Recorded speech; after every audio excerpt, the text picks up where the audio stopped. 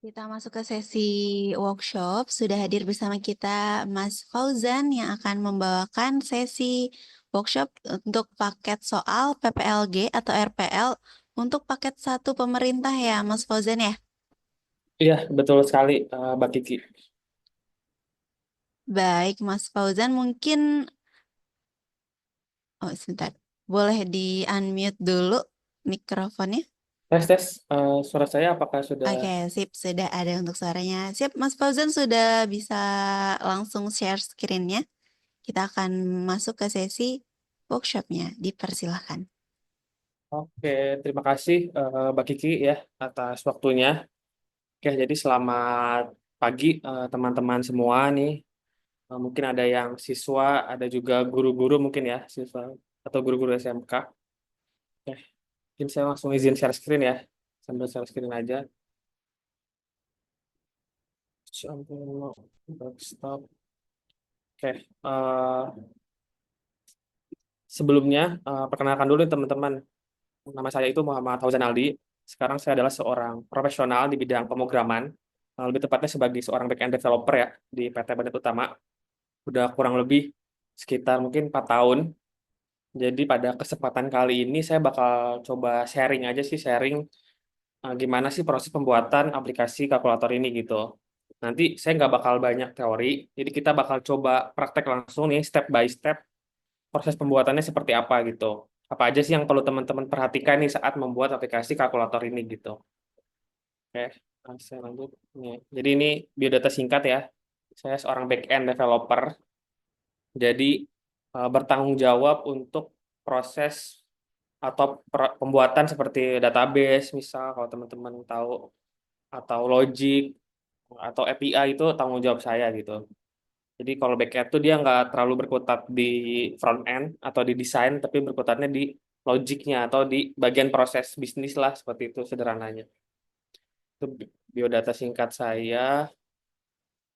Terus ini table of content ya dari workshop kita hari ini. Di sini saya sudah bilang nggak bakal banyak teori. Jadi saya bakal coba jelasin aja tadi case-nya apa nih yang kalkulator ini. Jadi kita bakal bagi 3 tahap, pokoknya ada 3 tahap dari sisi prakteknya. Terus nanti langsung kita praktek aja. Terakhir mungkin nanti kalau teman-teman ada pertanyaan bisa di Q&A seperti itu. Oke, lanjut. Oke, jadi ini study case-nya ya teman-teman ya. Jadi kesempatan kali ini kita akan coba bagi ke 3 tahapan nih, 3 tahapan demo ya. Nanti yang pertama itu ada analyze. Jadi kita bakal coba reading dokumen dari apa namanya dari pemerintah ya berkaitan dengan soal paket satu ini. Nanti teman-teman nanti saya coba bakal apa namanya bantu analisa juga hasilnya seperti apa. Terus nanti kalau udah berhasil kita analisa nih, apa aja sih persyaratannya atau apa aja yang perlu dibuat gitu sama kita.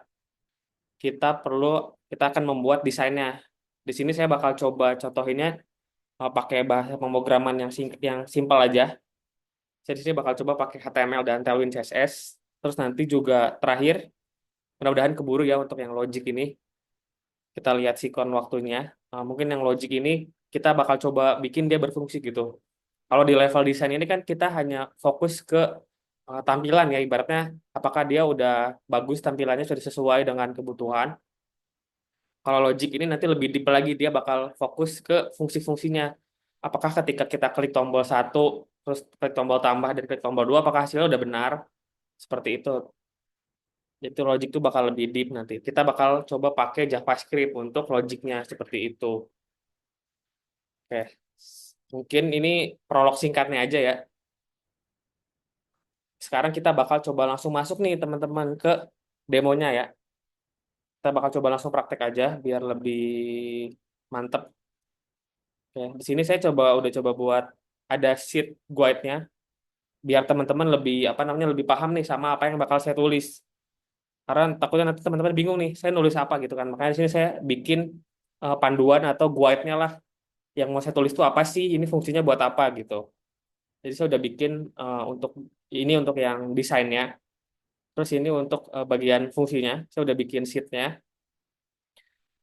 Nah, sekarang kita bakal coba masuk ke step pertama dulu nih, teman-teman. Sebelum kita masuk ke codingnya, kita bakal coba reading dulu nih, reading si dokumen persyaratan ya yang diberikan oleh si pemerintah. Kita udah coba buka di sini. Ini udah bener kan ya dokumen yang ini kan ya?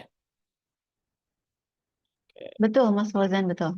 betul. Berarti kita udah selaras ya, takutnya saya salah dokumen. Oke, di sini kita bakal coba eh, contohin dulu nih reading tuh gimana kan, atau kita coba analisa dulu. Kita baca aja sih singkatnya. Misal di sini ada skenario kan di sini. Eh, Dijelaskan POV-nya kita tuh seorang asisten junior programmer, terus diminta untuk membuat aplikasi kalkulator ya, kalkulator sederhana. Terus di sini kita sudah jelas nih ada poin-poinnya ya kan yang perlu dipenuhi apa. Contoh kayak di sini apa? Di sini kita harus bisa melakukan 4 operasi dasar matematika. Ini harus teman-teman catat nih. Jadi harus di make sure aplikasinya ada empat-empatnya. Jadi ada penjumlahan, ada pengurangan, perkalian, dan pembagian. Jadi ini harus dicatat lah ibaratnya gitu. Jangan sampai cuma ada dua atau kalau banyak sih mungkin lebih baik ya. Tapi minimal ini standar minimalnya seperti ini gitu. Terus juga di sini ada poin aplikasinya tuh memungkinkan pengguna untuk memasukkan 2 angka. Jadi di sini sederhana aja ya, nggak yang perlu memasukkan banyak angka, nggak. Jadi cukup 2 angka, misal 1 tambah 2 sama dengan berapa gitu. Jadi hanya ada A dan B aja. Jadi A operatornya apa, terus angka kedua sama dengan. Jadi tidak serumit itu aplikasinya. Terus di sini juga eh, harus make sure nih, program harus menghitung dan menampilkan hasilnya dengan benar seperti itu kan. Jadi kita harus make sure. Terus juga kalau teman-teman perhatikan di sini ada case-case khusus ya. Contoh kayak di sini dia menjabarkan nih, eh, memastikan nih, bentar, nih, seperti ini, serta memberikan pesan kesalahan jika terjadi pembagian dengan nol. Jadi nanti saya juga bakal contohin, mudah-mudahan keburu. Jadi akan ada pesan kesalahan kalau ada case khusus kayak pembagian dengan nol. Jadi kan di kalkulator itu dia nggak boleh, kita nggak boleh membagi angka dengan nol tuh nggak boleh karena akan error kalau di aplikasi. Makanya kita perlu menambahkan validasi gitu biar tidak terjadi error. Itu skenario singkatnya. Jadi gitu kita kayak bikin poin-poin lah dari skenario ini untuk make sure yang mau kita buat tuh sesuai gitu. Karena nanti pasti jadi bahan pertanyaan saat terjadi proses UKK seperti itu. Terus di sini juga ada poin-poinnya udah dibuatin sama dokumen ini udah cukup jelas. Jadi misal teman-teman harus di awal harus siapin dulu, harus ngedefine variabel apa aja sih yang teman-teman butuhkan gitu misal. Terus juga kita perlu ngedesain UI-nya, mendesain UI UX, UI-nya atau tampilannya. Di sini juga kita perlu menampilkan hasilnya menggunakan teks atau apa namanya untuk textbook untuk input angkanya dan button untuk operasi matematikanya seperti itu. Terus di sini juga kita perlu ada implementasi logik ya. Jadi di sini ada dua dua dasar coding yang paling banyak digunakan saat proses pembuatan aplikasi ini, yaitu ada if else dan switch case. Ini buat apa sih? Jadi ini untuk kondisi. Jadi nanti banyak apa namanya banyak eh, percabangan lah kalau misal kalau dia operatornya sama dengan atau operatornya tambah berarti nanti bakal di plus kan. Jangan sampai hasilnya malah dikurang seperti itu. Mungkin nanti bakal lebih detailnya bakal di prakteknya ya. Terus ini mirip-mirip hasilnya. Terus di bawah ini juga eh, ada gambar ya, ada gambar kerja. Juga diberikan gambar kerja juga. Jadi dia sederhana aja. Yang dibutuhkan tuh kayak hanya ada 4 ya berarti ya. Ada first numbernya, B atau second numbernya, operatornya, dan terakhir hasilnya. Terus untuk operatornya hanya ada 4 ya. Ada tambah, kurang, kali, dan bagi seperti itu. Jadi ini sederhana, cukup sederhana aplikasinya. Oke, mungkin sekarang ini tahap analisanya itu aja. Jadi kita udah dapat poin-poin kan ya, apa aja yang perlu dibuat. Contoh kayak tadi itu, bentar, apa ini deh.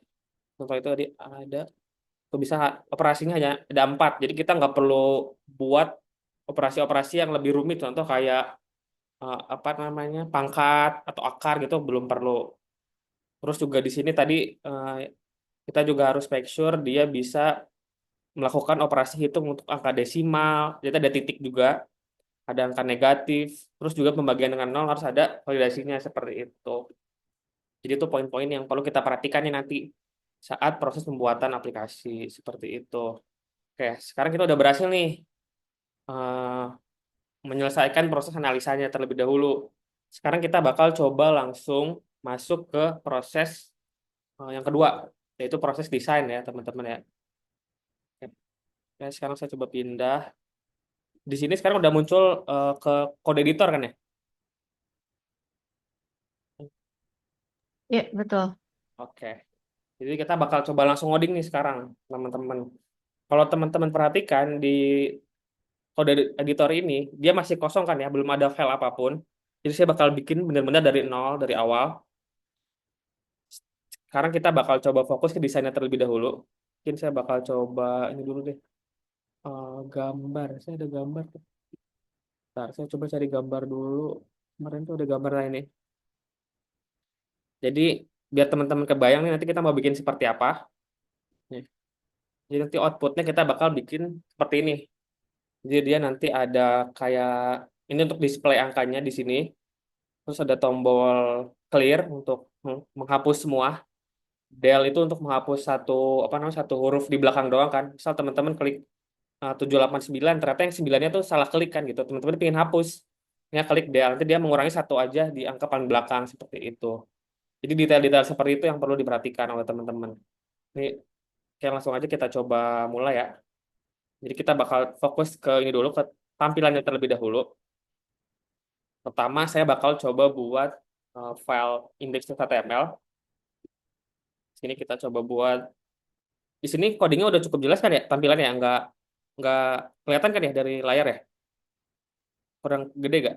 Kalau dari layar saya sih kelihatan, mungkin bisa diperbesar sedikit lagi. Ini Nah, cukup ya. sip, sip, segini cukup. Ya, jadi kita bakal coba coba bikin HTML. Kita coba ini dulu aja bikin base awalnya. Saya udah coba nambahin H1 ya atau heading dengan tulisan misal kalkulator aja deh. Kalkulator, kalkulator, kalkulator F misal gitu. Sekarang kita bakal coba buat terlebih dahulu. Misal tadi mana eh, PPLG, kalkulator. Nih, tuh dia kan udah ada tulisannya ya. Di sini kan tulisannya masih jelek ya.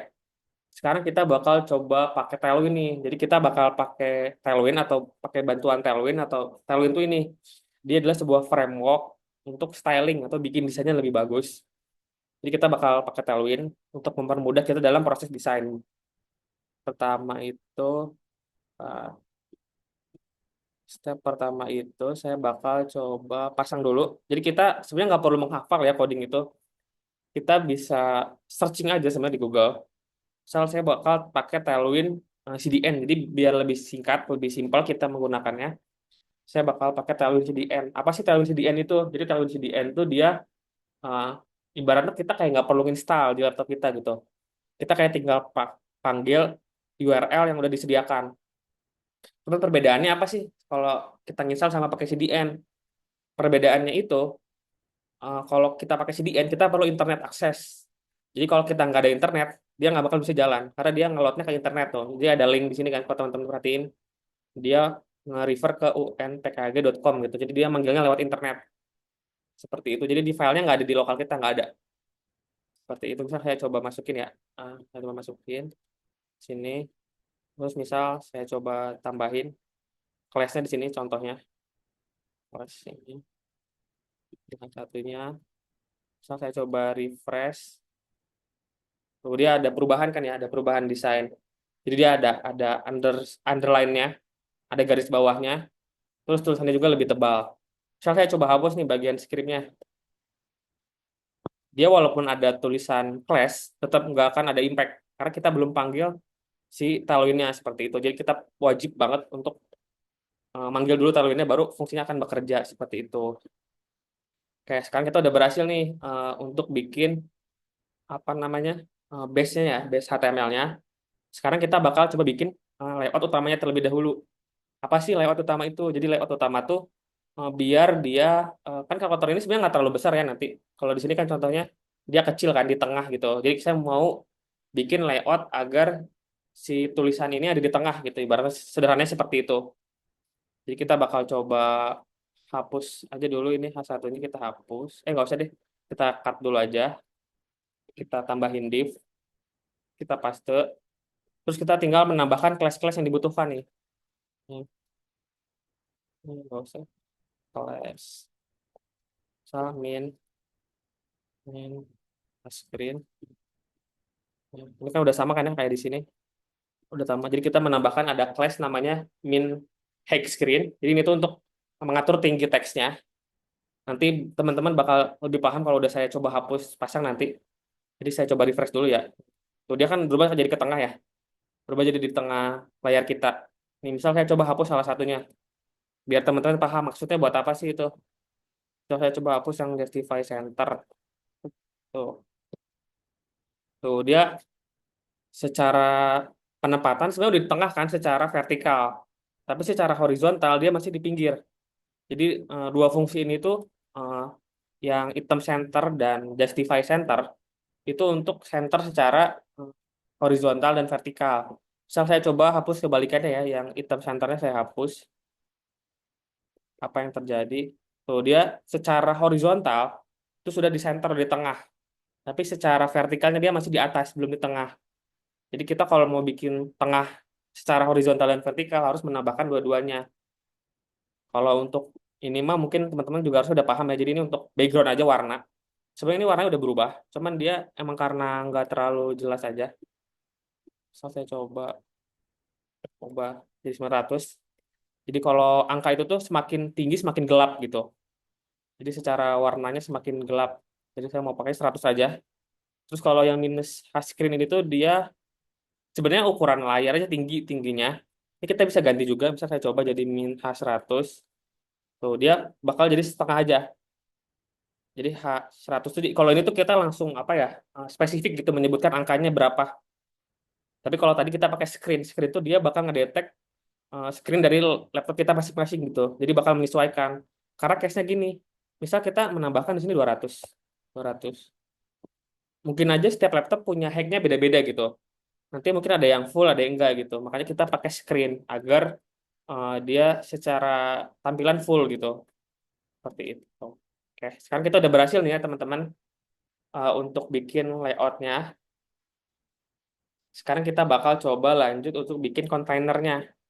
Kontainer ini apa sih? Kontainer ini tuh dia seperti ini nih. Mas, yang mas, kita ini, yang kotak ini, kotak warna putih. Kalau teman-teman perhatikan itu kontainer namanya. Jadi kayak wadahnya lah. Singkatnya seperti itu. Saya coba tambahkan ya. Ini caranya gampang. Kita tinggal ini cut dulu aja. Kita bikin div baru lagi. Kita paste lagi. Nih, nih. Kita flash. Dia mau BG-nya white, warna putih. Di background warnanya putih. Ini shadow-nya yang LG dong. Nah, angkat LG, P-nya kegedean. Ini bisa saya coba ini dulu ya. Coba refresh tuh. Dia udah berhasil kita menambahkan kotak kan. Jadi ini secara fungsi sih harusnya teman-teman paham ya. Karena kan di sini ada penjelasan ya. Jadi kayak shadow ini dia tuh untuk bayangan. Jadi kalau teman-teman perhatikan di bawah ini ada bayangannya. Kalau misalnya saya hapus nih shadownya, ntar bayangannya bakal hilang. Tuh dia nggak ada bayangan lagi di bawah. Terus kalau misalnya saya tambahin ini kurangin saya kurangin yang pengen jadi 4. Tuh dia tuh untuk jarak. Jadi jarak antara si teks sama garisnya gitu. Semakin tinggi semakin lebar jaraknya. Sementara kalau yang rounded ini dia itu untuk ketajaman ujungnya. Kalau teman-teman perhatiin di sini kan ujungnya tuh agak agak bulat ya. Ini kalau kita hapus dia bakal jadi tajam, jadi kayak kotak. Tuh, dia bakal tajam ujungnya. Jadi kita biar lebih rapi kita tambahin rounded gitu. Ya, sekarang udah berhasil nih kita udah berhasil bikin eh, kontainernya. Sekarang kita bakal coba lanjut bikin ininya apa namanya? eh, display atau untuk angka ini ya yang nol ini untuk penempatan angkanya. Untuk di sini kita bakal coba bikin pakai ini saya komen dulu aja biar nggak muncul. Kita bikin pakai input text. Nih, ini kita hapus dulu. Kita hapus di sini input text. Saya pingin lebarnya dia full, jadi dari kiri sampai kanan. Terus saya pingin jarak antara garis sama teksnya itu ada paddingnya, ada jaraknya, biar lebih rapi. Mungkin saya coba tambahin dulu ya, biar teman-teman paham. Uh, P4, text, right,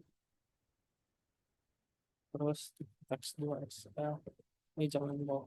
Jadi ini sederhananya, harusnya sih dari penulisannya udah kebaca ya fungsinya untuk apa. Karena udah didesain tuh. Dia, kalau teman-teman perhatikan di sini ada ini ya, kayak inputan tuh, ada inputan. Jadi nanti kita bakal pakai untuk menaruh ininya. Mungkin ini belum terlalu kelihatan karena saya belum menambahkan ininya warna. Saya tuh pengen pakai warna kalau nggak salah. Pengen pakai warna abu-abu biar dia ada perbedaan sedikit. Oke, gray 50 aja biar lebih cerah. Tuh, dia ada perbedaan sedikit kan ya secara pewarnaan. Ini misal saya coba hapus salah satu ya. Jadi kan kalau kalau ini mungkin udah jelas ya ini untuk ukuran teksnya.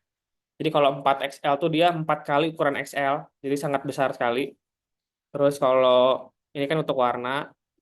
Kalau ini mah untuk ketebalan aja. Jadi dia bisa bold, bisa semi bold gitu. Jadi kalau bold tuh sangat tebal, tapi kalau semi bold tebal dikit aja. Terus kalau yang ini kan tadi udah tahu ya, padding. Ini kalau wiffle misalnya saya hapus. Oh, kalau wiffle tetap nggak ngaruh. Dia udah otomatis full. Ini kalau saya spesifik baru. Oh, tapi nggak ngaruh kalau ini. Mungkin saya coba hapus yang ini nih, yang text right-nya ya. Nih. Nah, jadi perbedaannya apa sih kalau kita pilih yang text right? Dia bakal ada di sebelah kanan awalnya ketika kita ngetik. Kalau kita pilih yang kalau nggak kita tambahkan, jadi dia di sebelah kiri kan defaultnya ya. Mungkin saya di sini bakal coba tambahin value value 0. Jadi dia bakal otomatis angka yang pertama muncul itu angka 0. Terus juga, oh saya pilih kayaknya teksnya white deh kalau nggak salah. Oh, mungkin nanti, oke. Ini kita tambahin satu lagi ini, disable. Disable fungsinya buat apa sih? Dia itu biar kita nggak bisa ngetik nih. Karena kan ini fungsinya hanya untuk display aja. Jadi untuk menampilkan hasilnya aja. Jadi kita nggak bisa ngedit langsung di sini. Oke. Ya, sampai sini kita udah berhasil nih ya teman-teman untuk bikin inputnya. Sekarang kita bakal lanjut bikin tombol-tombolnya. Yang pertama itu kita bakal bikin tombol grid dulu. Bikin gridnya dulu. Grid itu apa sih? Grid itu dia kayak apa ya disebut? Kayak table lah kalau teman-teman tahu table di Excel gitu. Jadi misal teman-teman mau apa namanya? Mau bikin table satu baris itu berapa gitu. Jadi kita bisa susun. Nah, contoh kan ini dia ada satu baris ada 4 ya. Karena kenapa? Karena di sini saya tulisnya grid kolomnya 4 gitu. Ini kalau saya ubah jadi 3, dia bakal sebarisnya hanya 3. Jadi kita tinggal menyesuaikan aja kebutuhan kita mau seperti apa gitu. Terus kalau gap ini apa sih? Kalau gap ini tuh jarak antar tabelnya, antar kolomnya lah ibaratnya jarak antar kolom. Terus kalau saya hilangin, dia akan dempet. Tuh, dia nggak ada jarak. Tapi kalau saya tambahin, salah. Tambahin jadi 4. Salah, ini saya balikin lagi. Dia ada jarak. Tuh, dia jaraknya cukup lebar kan di sini. Seperti itu. Mungkin sebelumnya saya ini kayak ada kekurangan. Saya pengen nambahin ukurannya biar nggak terlalu full kayaknya. Nah, bentar-bentar. Salah, salah. Bukan di situ, di sini. Nah, we full. Inputnya kita tambahin we. Nah, mungkin ini biar lebih rapi, saya bakal coba tambahin margin. Biar ini kan masih dempet nih ya. Si tombol angka sama teksnya masih ada dempet banget. Saya bakal tambahin div di sini. Nih, terus saya bakal tambahin kelas MB4 tuh untuk margin bawah, margin button. Ini dia bakal ada jarak tuh dari atas ke bawahnya seperti itu. Jadi ini fungsinya. Terus ini kita udah berhasil ya bikin tombol simpelnya. Sebentar. Nih. Ini saya udah coba bikin standarnya. Jadi saya pingin teksnya tuh gede, dia udah gede belum? Ini kebesaran. Jangan terlalu besar. Soal gitu. Terus fontnya semi bold udah benar. Terus saya pingin nambahin rounded biar dia nggak tajam. biar yang nggak terlalu tajam. Paddingnya udah 4, udah. Terus saya pingin nambahin background gray-nya jangan 50, biar dia beda sama yang atas. Saya pingin dia 200. Terus saya juga pingin menambahkan ini, ada hover. Hover tuh buat apa sih? Hover tuh biar kalau kita taruh kursornya di atas tombol, dia akan berubah warnanya. Tuh kayak gitu. Jadi kalau kursornya kita arahin ke tombolnya, dia warnanya ada perubahan dikit.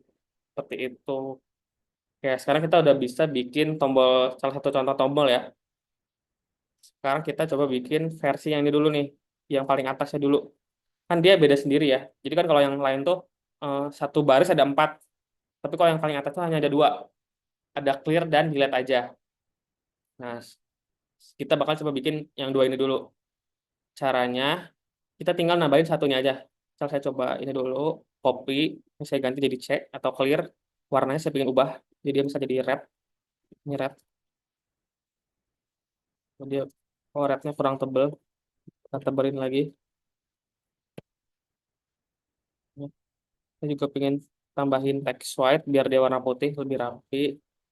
Oh gitu kan. Ini dia masih 4 kan, belum tiga. Ini kita copy dulu aja. Ini kita ganti jadi del. Warnanya itu untuk yang delnya saya pingin warna kuning aja. Jadi tinggal ganti warnanya aja nih kalau mau ganti warna. Misal dari red tinggal ganti jadi yellow gitu aja sederhananya. Sesuai kebutuhan teman-teman. Kita refresh. Tuh dia masih masih 4 ya. Masih satu barisnya 4. Saya pingin eh, 2 gimana caranya? Itu caranya gampang teman-teman. Kalau di Excel tuh dia ada namanya kayak merge cell gitu ya. Jadi kayak menggabungkan sel. Kalau di sini tuh kita tinggal nambahin fungsi ini aja nih. Fungsi call span strip 2. Jadi ini tuh kayak menggabungin, kalau kita angkanya tuh menggabungin berapa kolom gitu. Kalau kita nulis 2, dia bakal menggabungkan 2. Saya cobain, tambahin di sini, sama di sini. Kita coba. Tuh, dia bakal jadi 2. Gimana kalau saya coba ubah jadi 3, misalnya jadi 3. Dia bakal menggantikan 3 kolom langsung gitu. Makanya geser ke bawah kan. Jadi sederhana, tinggal kita ubah aja sesuai kebutuhan kita. Karena kita mau 2 aja, ya udah kita gini aja dulu seperti itu. Oke, kita udah berhasil nih bikin tombol clear dan delete-nya ya teman-teman ya. Sekarang kita bakal lanjutin tombol-tombol lain nih. Kalau ini sih sebenarnya sih simple ya. Mungkin nggak perlu saya terlalu jelasin detail karena ini perbedaannya hanya dari sisi warna aja. Jadi saya pingin kalau tombol clear kan warna merah, jadi tinggal ubah BG red-nya aja. Terus delete warna kuning. Ntar kalau yang tombol operator tuh saya pingin warna biru. Sama kalau yang tombol sama dengan saya pingin warna hijau seperti itu. Mungkin langsung kita coba buat dulu ya di sini.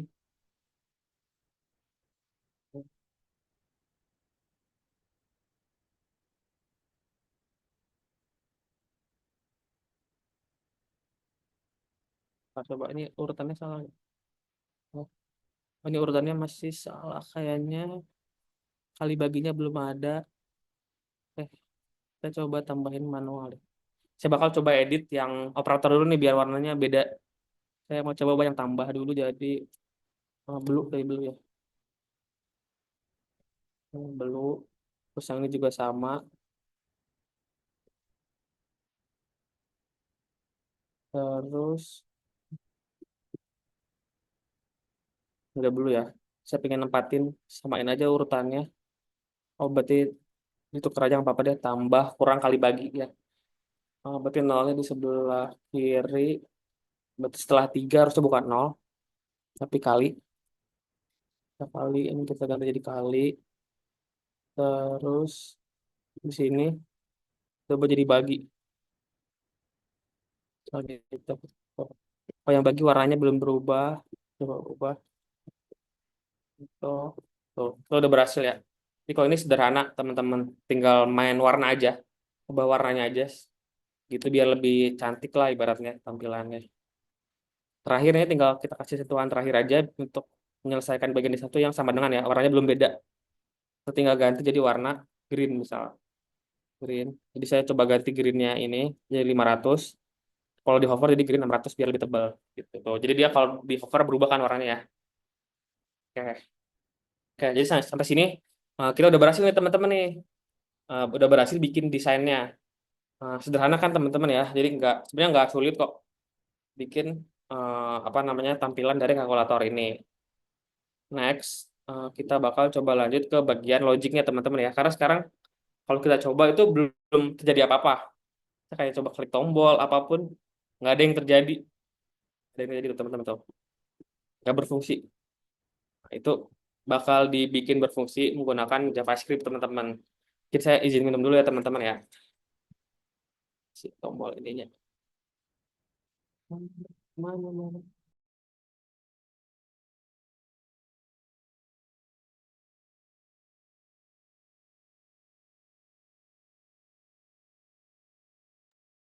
Mungkin boleh dibuka sesi diskusi dulu untuk halaman tampilannya ini nih, Kak Fauzan.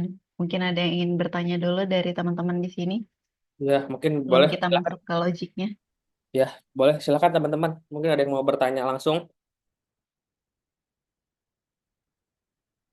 Karena nanti setelah ini akan lebih pusing ya. Kalau ini kan seru nih, ada tampilannya kan. Nanti kalau nanti udah ini pusing, lumayan pusing. Silakan kalau ada yang mau bertanya.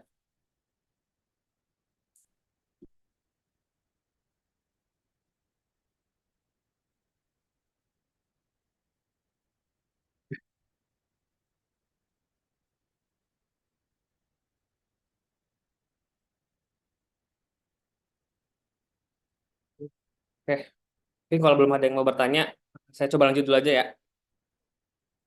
Oke, saya coba lanjut ke bagian logic nih teman-teman nih. Jadi di sini saya udah coba buat dulu eh, bagian-bagiannya biar teman-teman paham apa yang saya buat gitu. Jadi saya tinggal kayak menjelaskan sambil nyobain langsung gitu. Misal kalau saya hapus ini apa yang terjadi gitu. Oke,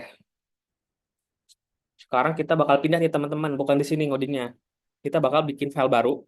Misal saya coba nambahin file baru namanya script.js. Biarin aja dulu kosong. Di index.html ini perlu kita panggil gitu. Di bawah body kita panggil namanya script tag kan. Terus kita panggil aja src script.js. Jadi dia kayak menghubungkan antara si JavaScript dengan si HTML-nya seperti itu. Nah, sekarang kita bakal coba langsung codingnya di sini di JavaScript-nya. Oke. Eh, yang pertama itu kita bakal bikin variabel dulu teman-teman. Kalau teman-teman ingat di dokumen panduan ya yang diberikan oleh pemerintah itu di langkah satu ini udah jelas. Kita harus mikirin struktur datanya apa aja yang dibutuhin gitu kan. Atau variabel apa aja sih yang dibutuhin untuk bikin aplikasi ini bisa berfungsi dengan normal seperti itu. Di sini saya coba contohin ada 4 variabel yang kita butuhin. Yang pertama itu ada namanya display value. Jadi ini tuh untuk eh, menampilkan angka di displaynya. Terus ada operator, terus ada first number, terus yang terakhir ada waiting for second number. Mungkin teman-teman pasti agak bingung nih, kok ada first number tapi second numbernya nggak ada. Terus juga di sini kenapa ada waiting for second number buat apa sih ini gitu. Nanti bakal saya coba jelasinnya di real case ya biar lebih paham. Jadi sederhananya tuh dia fungsinya buat ini aja sih buat indikator. Jadi deh contohnya deh. Kayak gini. Teman-teman kan kalau kita pakai kalkulator gini case-nya. Misal saya klik tombol 7, dia kan ke sini berubah jadi 7 dong, harusnya berubah. Kayak nge-replace, bukan 07, tapi berubah jadi 7. Terus ketika kita klik 8, itu dia harusnya nambah, jadi 78, bukan 7 aja kan, seperti itu. Jadi perbedaannya gitu. Tapi case-nya beda kalau gini, kalau misal saya klik tombol tambah nih.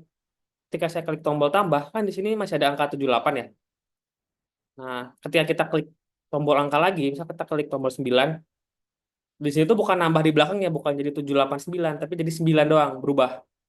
Jadi itu tuh untuk validasi kita nambahin angka di belakang atau nge-replace atau ngegantiin gitu. Sederhananya seperti itu. Nanti bakal lebih jelas kalau udah dicobain ya. Mungkin saya coba copy aja dulu di sini. Copy dulu bagian ininya. Terus kita lanjut ke bagian ini dulu. Kita bakal bikin fungsi untuk update display ini teman-teman. Update display buat apa sih? Jadi ini biar angka di displaynya berubah. Misal saya coba paste dulu aja biar teman-teman paham. Jadi di sini itu Simpelnya saya pingin ngubah displaynya gitu. Caranya pakai panggil fungsi ini. Jadi kalau di sini contohnya misal saya pingin displaynya jadi 123 gitu. Misal saya cobain dulu ya. Nggak ada perubahan apa-apa kan? Kenapa nggak ada perubahan apa-apa? Karena kita belum menambahkan di HTML-nya. Jadi kalau teman-teman perhatikan codingnya, di sini tuh dia manggil dari elemen dengan ID display. ID ini belum ada nih, kita perlu define dulu di sini. Jadi di bagian display yang input ini kita tambahin ID display gitu, baru dia akan berfungsi. Tuh, dia bakal jadi 123 seperti itu. Intinya fungsi ini sih buat ngubah aja sih, ngubah display pengen jadi berapa gitu. Saya 10, oh, udah jadi 10 kan, seperti itu contohnya. Ini fungsi pertama, update display. Terus selanjutnya ada fungsi namanya append number. Append number apa sih? Jadi kita eh, ketika klik tombol tuh fungsi ini yang dipanggil. Sederhananya seperti itu. Nah, saya coba copy dulu ya biar teman-teman paham nih. Saya coba hapus. Coba hapus. Nih, di step sini udah mulai nih. Ada kondisional ya kalau teman-teman perhatikan. Ada if else di sini. Jadi ada validasi nih. Validasinya untuk melakukan yang tadi. Jadi kalau ini tuh dijalanin kalau kita mau replace. Jadi kalau baru klik sederhananya kalau baru klik tombol operator lah. Kan kita kalau mau udah klik tombol operator itu si angkanya replace kan bukan nambah di belakang. Jadi sini dia langsung ngeganti tuh, nge-replace. Tapi kalau di sini, kalau enggak, itu dia bakal nambahin. Jadi angka sebelumnya, misal angka 1, kita masukin angka 2. Jadi bakal 1 plus 2 gitu, jadi 12. Bukan digantikan, bukan satunya hilang jadi 2 gitu. Terus di sini juga ada validasi lagi nih. Ini juga if, sebenarnya ini juga if. Cuman dia pakai di inline, jadi nggak di banyak baris. Jadi misal kalau dia value-nya 0, itu dia nge-replace, nggak ditambahin. Biar nggak terjadi ini, misal awalnya kan pasti selalu 0 nih. Awalnya kan pasti selalu 0. Jadi kalau kita klik 0 atau klik angka lain, nolnya hilang gitu, nggak ada 01 atau 02, nggak ada gitu. Di fungsi ini tuh buat itu. Sekarang kita perlu define nih di HTML-nya, biar kita klik tombol itu yang dikliknya sesuai. Contoh misal saya coba tambahin di angkanya dulu deh. Nah, pen number 7. Yang misal ini, saya coba tambahin dulu ya, biar teman-teman paham. Eh, teman-teman paham. Saya coba hapus dulu deh yang lainnya, biar gak bingung. Ini ke bawah, aku number. Kita hapus dulu aja. Hapus dulu. Oke, sekarang kita coba ini. Kita cobain ya. Saya klik tombol 7, tuh dia berubah jadi 7 kan di atasnya. Kalau kita klik tombol 8, dia berubah jadi 8. Nah, kalau kita misal di awal ini 0 kan, tuh dia nggak jadi 01, nggak menjadi 0. Nah, kalau soal yang replace itu kita belum bisa coba.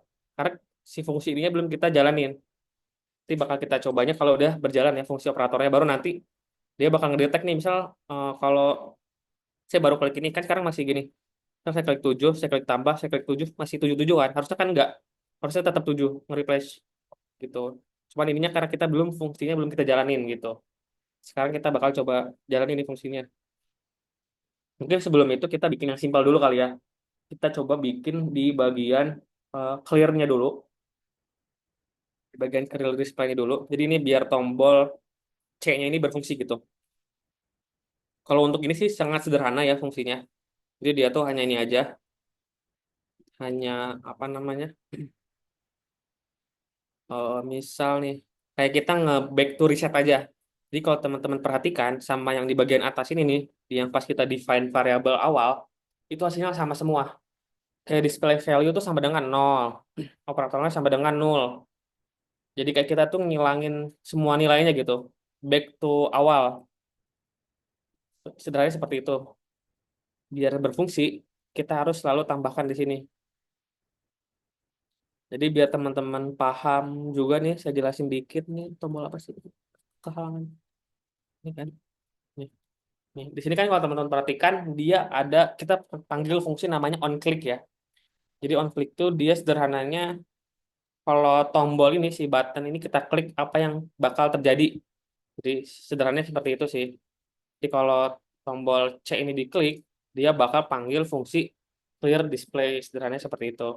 Makanya kita perlu selalu menghubungkan nih, menghubungkan fungsi dan si tombolnya. Kalau di coding itu ini namanya disebut proses integrasi. Jadi kita mengintegrasikan logic dengan tampilan seperti itu. Ini kita coba ya. Sekarang yang fungsi clear, kita coba nih di sini tuh. Kalau kita klik C, dia bakal back to nol lagi. Jadi fungsi C itu untuk reset lah, ibaratnya reset ke awal lagi. Nah, sekarang kita coba fungsi yang delete mungkin ya. Kalau delete ini tuh berbeda. Kalau dia tuh nggak ngereset, tapi dia hanya kayak undo action terakhir aja. Jadi dia bakal menghapus angka paling belakang ya, sederhananya gitu. Saya coba di sini. Nih, di sini juga kalau teman-teman perhatikan, dia tuh ada if lagi. Makanya teman-teman harus banget paham sama basic kondisional ya, atau if else atau switch bisa gitu.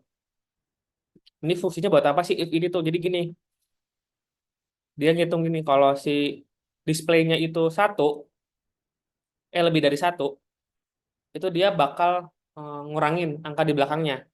Tapi kalau displaynya cuma satu, itu dia bakal eh, nge-replace jadi nol gitu. Karena kan ntar kalau cuma satu dihapus jadi hilang semua kan, nggak ada angka sama sekali. Makanya di replace di sini bukan dikurangin. Jadi replace jadi nol gitu. Mungkin saya coba panggil dulu ya di sininya. Coba panggil. Saya coba refresh misal. Set. Ini misal kayak gini. 7 8 9 tuh. Dia kan 9 yang kehapus ya. Tapi kalau kita sisain satu misalnya gini. Saya klik tombol dia berubah jadi nol. Bukan menghapus angkanya gitu. Makanya fungsinya pengkondisian itu untuk seperti itu. Baru seperti itu. Oke. Bentar teman-teman. Oke. Kita udah berhasil bikin fungsi clear display sama hapusnya ya, clear sama delete. Sekarang kita bakal coba bikin fungsi yang udah lumayan pusing nih teman-temannya, teman-teman. Udah lumayan ribet. Yang pertama itu adalah fungsi mana ini? Dari set operator. Jadi kita bakal bikin fungsi eh, kalau diklik operatornya itu berfungsi gitu. Dia menyimpan data operatornya ibaratnya gitu, sederhananya. Di sini juga kalau teman-teman perhatikan, dia tuh ada if juga kan. Makanya harus banget paham teman-teman. Saya coba copy dulu ya. Coba copy dulu. Terus di sini nih ada kalau ini sederhana sih sebenarnya fungsinya. Jadi dia kalau misalnya cuma ini aja cuman first numbernya disimpan. Jadi kita kayak ya ditampilin di layar, kita pindahin ke variabel first number. Jadi dia disimpan sebagai angka pertamanya, angka A-nya.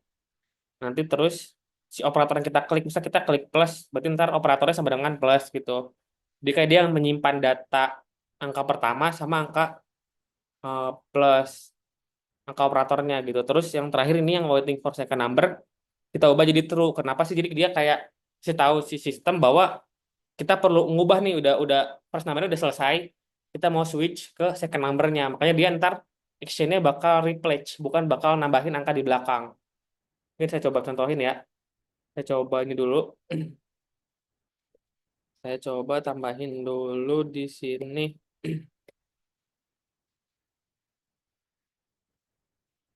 Ini ya, baik dulu. Klik tambahin set operator. Atau tambahin set operator. Slash. Yang perlu teman-teman perhatikan, kalau di JavaScript, kalau untuk perkalian itu dia pakainya bintang ya, teman-teman. Di sini bintang. Kalau pembagian dia pakainya slash. Mungkin kita coba dulu ya, kita coba refresh. Terus kita misal klik ini, kita klik 7 8. Dia kan nambah terus angka di belakang ya. Tapi ketika kita klik angka tambah, set, dia kan otomatis angka 789-nya disimpan di variabel first number. Terus angka operatornya kita simpan yang plus ini, terus yang waiting for second numbernya, dia bakal berubah jadi true. Impact-nya apa sih? Impact-nya kalau kita klik tombol lagi, dia bakal nggak nambahin, tapi bakal nge-replace. Tuh, dia bakal replace angka sebelumnya. Karena ini udah switch kan dari first number ke second numbernya.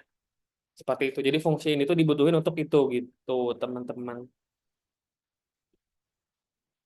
Terus jadi itu fungsi untuk eh, set operator ya teman-teman ya.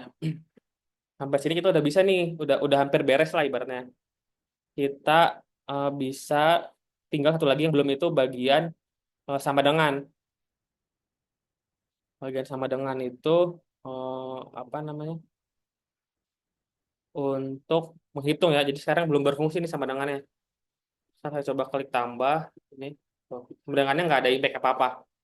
Kita perlu menambahkan dulu fungsinya agar ketika kita klik sama dengan dia apa namanya? Bekerja lah. Sederhananya seperti itu. Ntar saya coba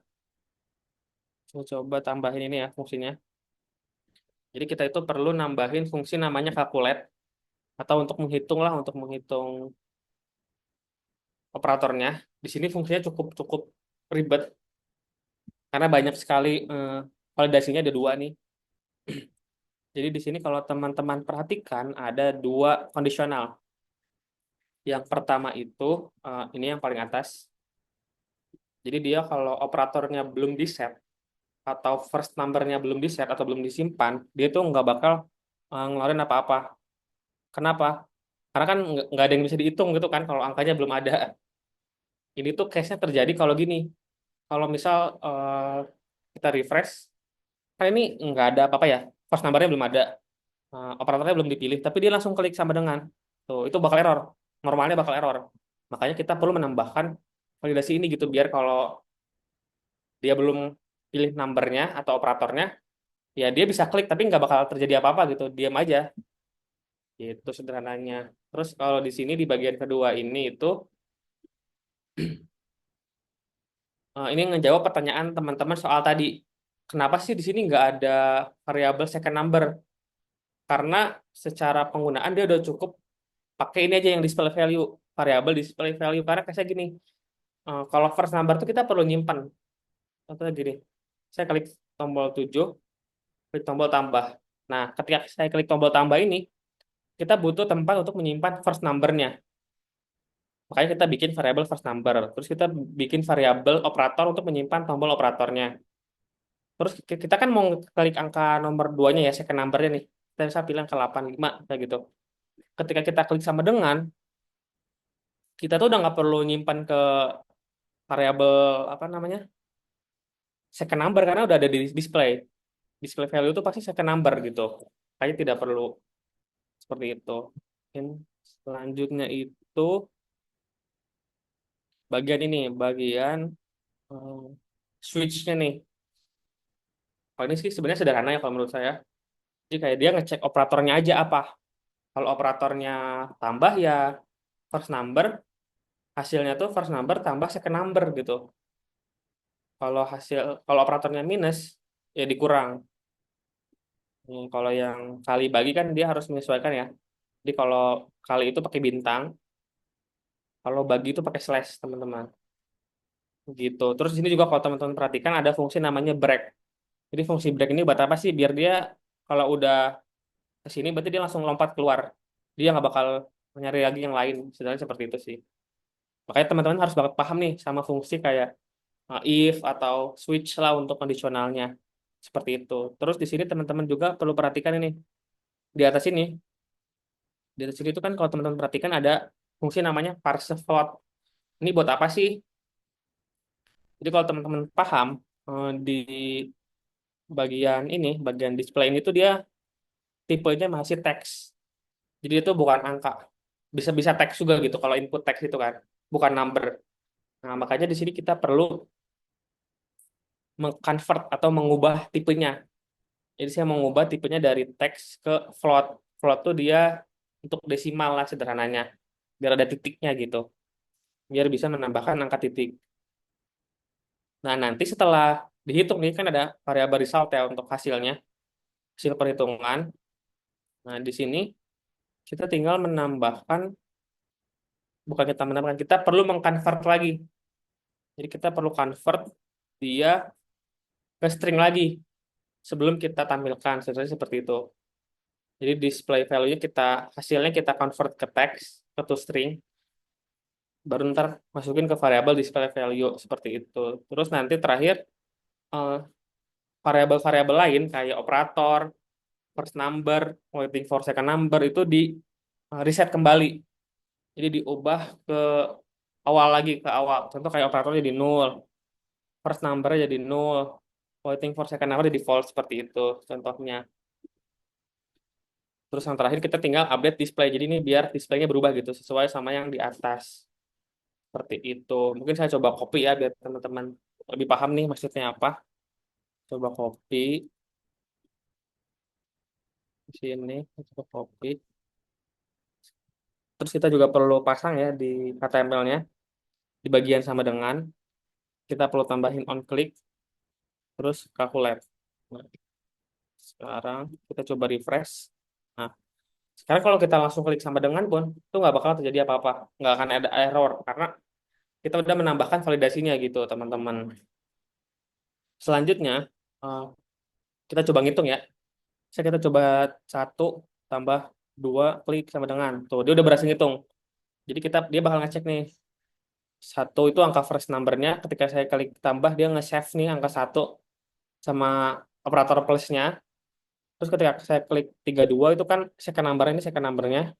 Ketika saya klik sama dengan, dia langsung hitung. Misal saya coba operasi hitung yang lain. Ini 6 sama dengan. Kita misal operasi hitung kali ya. 7 kali 5, 35. Seperti itu. Terus juga misal pembagian, yang pembagian misalnya bagi 50, hapus dulu, 50 bagi 5 misal. Oh, dia udah berhasil ya, udah bener ya angkanya teman-teman. Misal kayak kita mau bikin yang agak susah. Misal kita bikin yang susah. Jadi kita bagi bagi 3. Oh, dia udah berhasil ya. Jadi sampai sini kita udah berhasil ya teman-teman bikin apa namanya?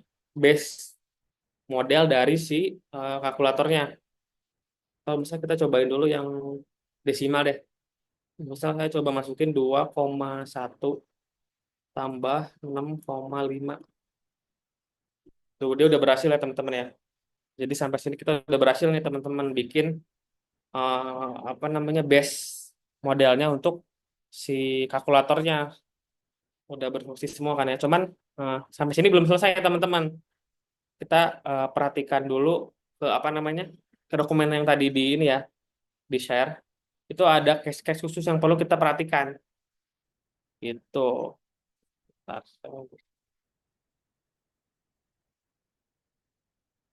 Mungkin sebelum saya lanjut ada yang mau bertanya teman-teman. Ini ada yang raise hand bukan ini? Egil, Egil. Mungkin mau bertanya.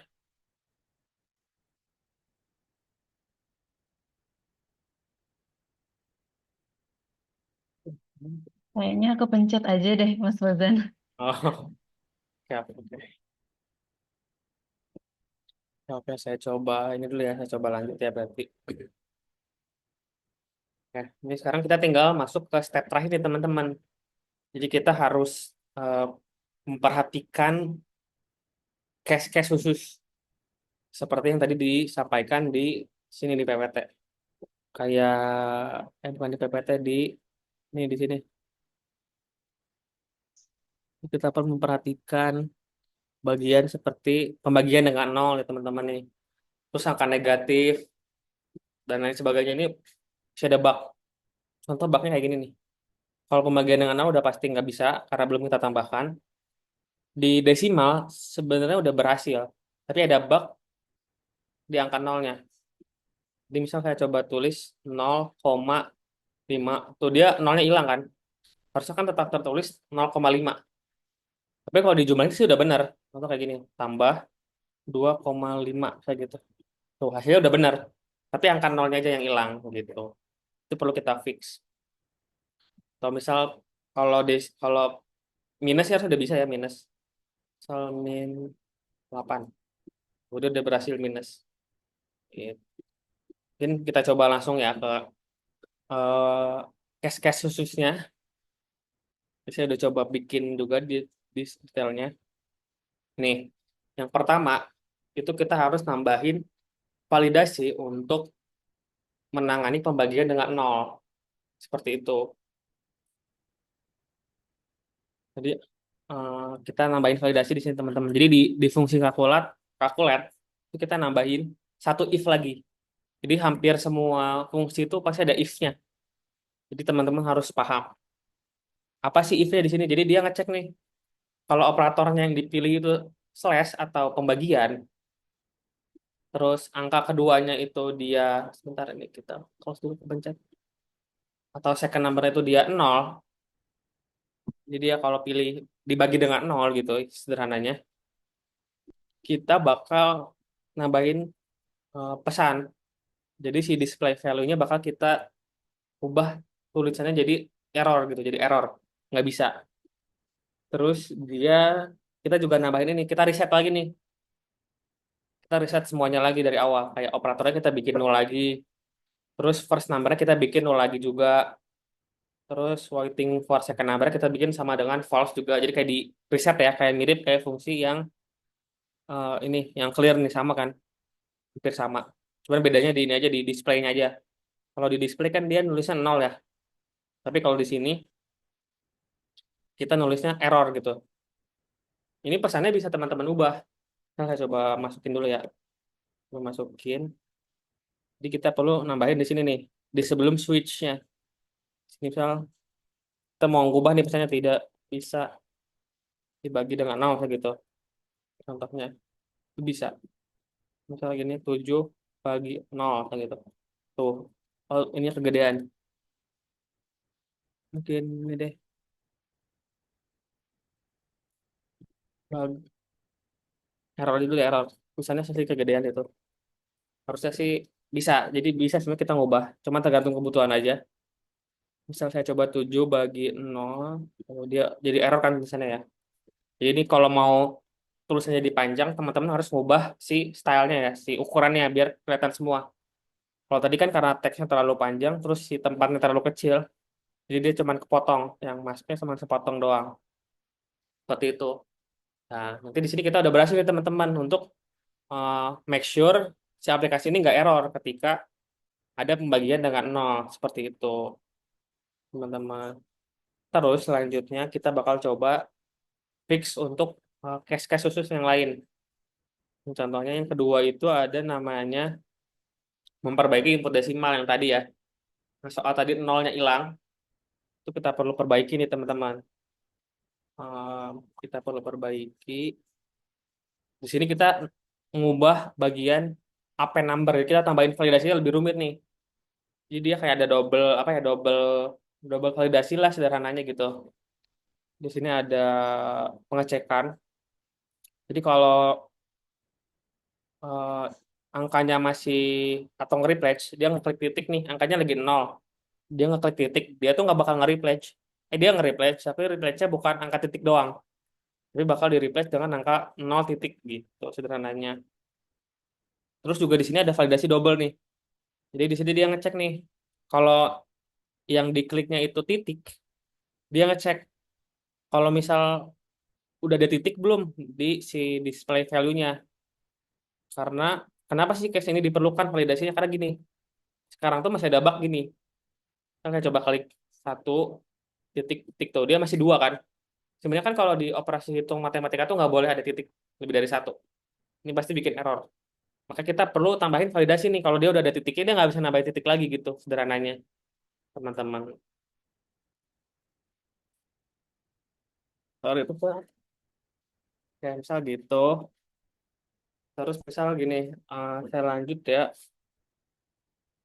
Misal saya coba copy. Terus ini juga ada, ini nge-replace aja ini teman-teman ya.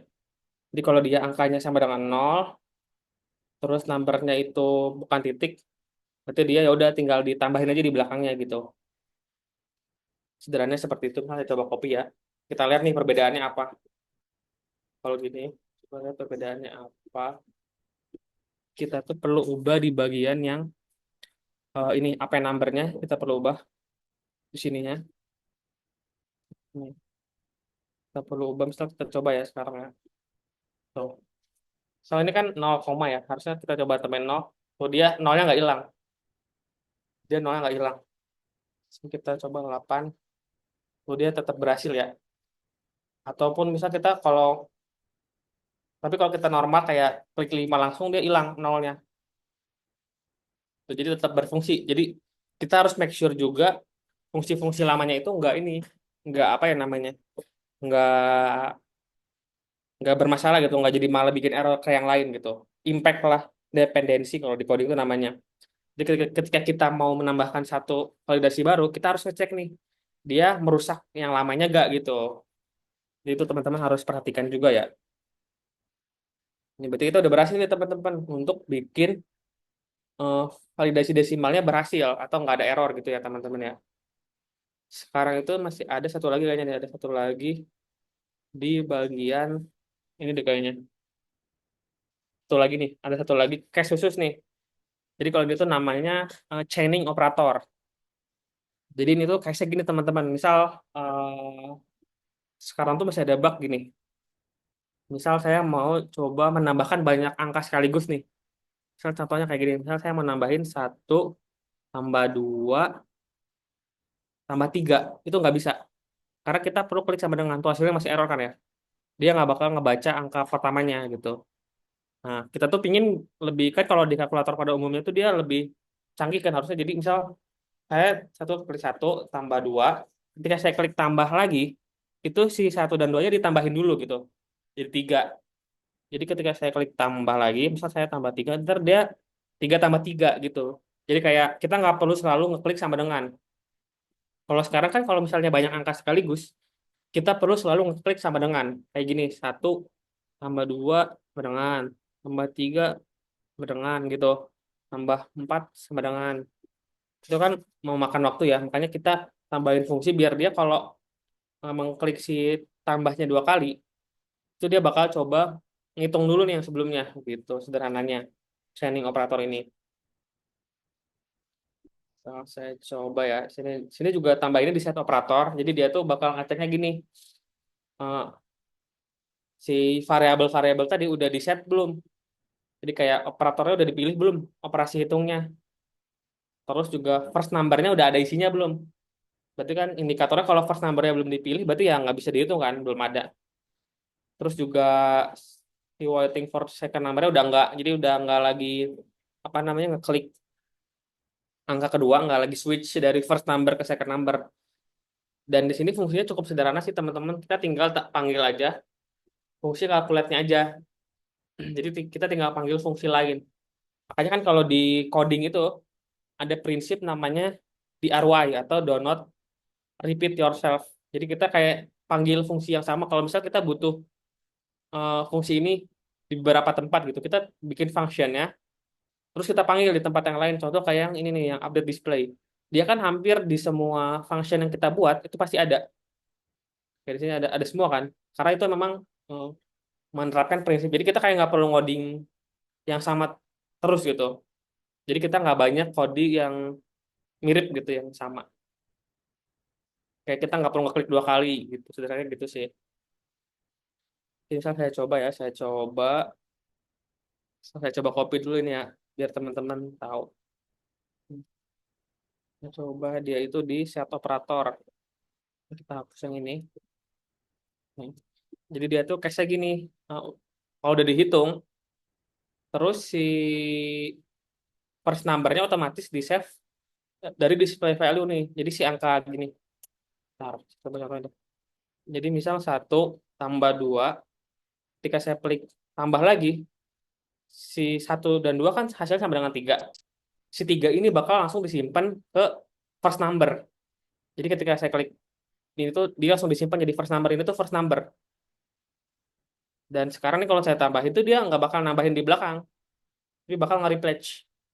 Karena ini mau switch ke second numbernya. Jadi kalau saya klik 5, tuh dia nggak nambah angka di belakang kan. Jadi dia ngerubah dari 3 ke 5. Dan kalau kita klik sama dengan, hasilnya bakal 8 gitu. Jadi Misal saya coba langsung ya, misal gini, saya nggak pakai klik sama dengan nih. Satu tambah dua tambah tiga, kemudian langsung berhasil kan. Jadi kita nggak perlu setiap proses itu kita nggak perlu selalu klik eh, sama dengan lah sederhananya gitu. Jadi chaining operator ini tuh memang sudah ada pada kalkulator umumnya gitu. Kalau teman-teman mungkin bisa coba langsung aja di aplikasinya ya. Rata-rata kayak gitu dia. Ini udah bekerja langsung ke semuanya nih, nggak hanya tambah aja. Misal saya coba ini deh 999 kurangi 6 kurangi tuh gitu dia udah otomatis.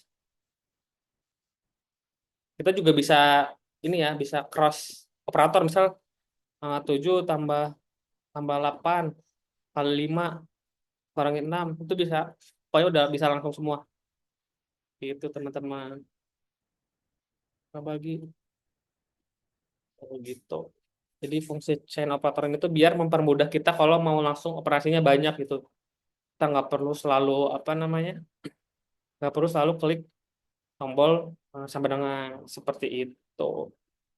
Oke, jadi mungkin itu aja ya kayaknya. Di sini udah habis sih kayaknya udah habis cache khususnya. Mungkin nanti kalau teman-teman nemu yang lain juga bisa ditambahkan biar lebih lebih apa ya lebih keren lagi aplikasinya. Mungkin juga teman-teman kalau misal mau menambahkan apa operator-operator yang lebih kompleks, contoh misal kayak akar atau pangkat tuh lebih keren lagi. Ini contoh-contohnya aja nih. Jadi kalau kita kalau memanggil tuh gini caranya. Kalau pembagian dengan nol dia displaynya bakal jadi error gitu kan. Terus kalau angkanya masih kosong, terus kita klik titik, dia bakal berubah jadi 0, gitu. Terus juga terus kalau angkanya udah 0, kita klik 5 ya udah jadi 0,5. Simpelnya gitu. Oke, oke mungkin dari saya sih itu aja sih. Mungkin bisa langsung ke ini aja ke pertanyaan mungkin Mbak Kiki saya kembalikan ke Mbak Kiki mungkin. Terima kasih. Baik, terima kasih Mas Fauzan untuk materinya yang luar biasa. Tadi pembahasannya sudah sangat detail dan cukup tuntas ya, kalau yang saya lihat. Mungkin dari teman-teman ada yang ingin ditanyakan dulu atau masih dirasa bingung, boleh nih, mumpung masih ada Mas Fauzan di sini. Boleh raise hand atau boleh pertanyaannya dimasukkan ke kolom chat, nanti kita bantu bacakan. Silakan teman-teman, masih ada waktu 20 menit lagi ya kurang lebih untuk teman-teman berdiskusi. Mumpung di sini masih ada Mas Fauzan yang bisa menjawab pertanyaan teman-teman. Kalau ada yang masih bingung, masih belum paham, atau mungkin tadi penjelasannya masih kurang detail atau kurang jelas, teman-teman boleh sampaikan nanti dibantu jelaskan atau dibantu jawab oleh Mas Fauzan di sini. Silakan yang mau bertanya. Dan perlu saya ingatkan kembali untuk teman-teman yang belum mendaftar pada kegiatan hari ini, silakan klik link yang sudah dibagikan oleh tim di kolom chat. Di sana ada link dan juga token. Teman-teman lengkapi 2 kali post test untuk mendapatkan e-sertifikat langsung dari Kementerian Komdigi. Di sana ada kode token untuk seminar sesi yang pertama tadi. Lalu ada kode token untuk workshopnya untuk sesi yang kedua ini. Pastikan teman-teman sudah melengkapi 2 post test untuk mendapatkan e-sertifikatnya. Baik, apa tidak ada yang mau bertanya? Atau mungkin masih pada bingung? Malah semakin bingung nih.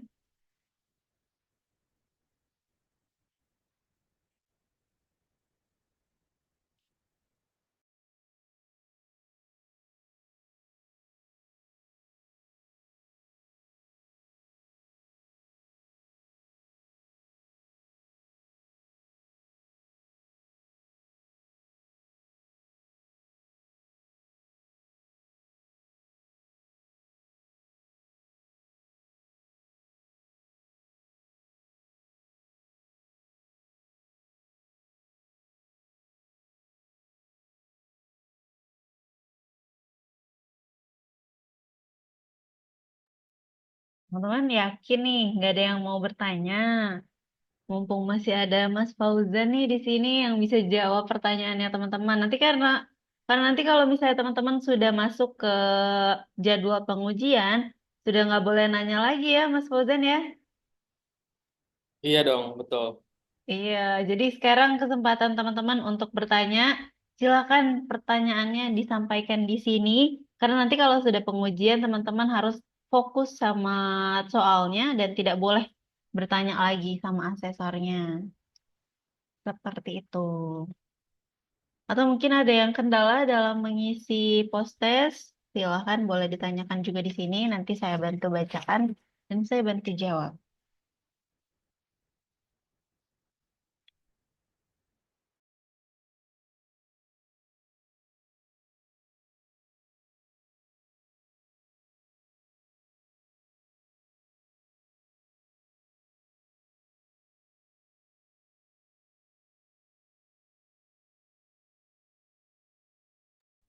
Oke, Mas Fauzan, kita tunggu sampai 11.45 mungkin ya. Kalau teman-teman nggak ada yang mau bertanya, kita langsung masuk ke sesi foto bersama aja. Boleh, Pak. Oke, kalau gitu. Silakan teman-teman, kita tunggu di 1 menit lagi. Kalau misalnya teman-teman ada yang ingin bertanya, silakan raise hand terlebih dahulu atau boleh kirimkan pertanyaannya di kolom chat, nanti kita bantu bacakan.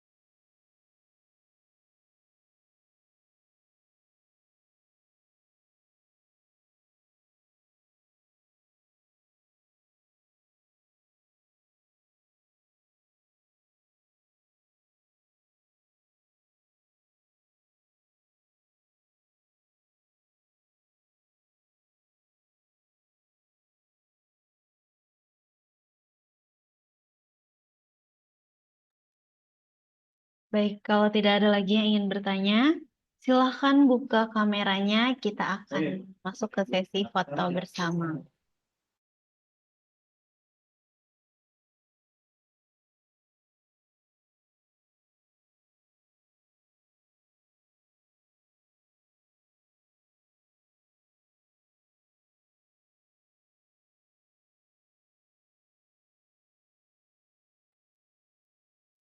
Silahkan dibuka kameranya, dilihatin wajah cantik dan gantengnya untuk jurusan PPLG atau RPL ini.